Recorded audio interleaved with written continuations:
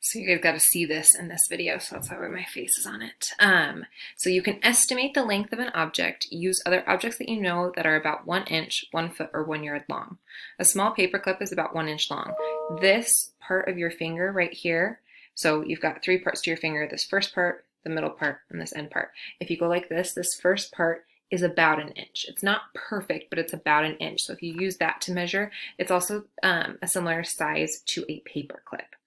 Then if you take your arm, the length of your arm right here, it is about 1 foot long. It's not perfect, but this part from your elbow about to your wrist is about 1 foot long. So that'll be about 1 foot. So that's kind of your way that you can measure, is just by using this right here. And then a yard, if you take your arms and you go from this side all the way to this side and your arms are out, that's about 3 feet. Or sorry, it is 3 feet, which is about a yard. So a yard is about 3 feet. So that's about how long a yard is if you hold out your arms. Yours are a lot smaller than mine. So that's why it works. But so a little inch is about this part of your finger. 1 foot is about this part of your arm. And a yard is about the length of your arms. Again, it's not perfect, but that'll kind of help you measure as we're doing this assignment. So a small paper clip is about 1 inch long.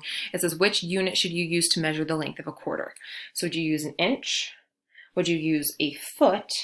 Or would you use a yard to measure a quarter? I hope you all said 1 baby inch. So that would be your answer in here. So I'll go ahead and write that. You should use an inch. Oops.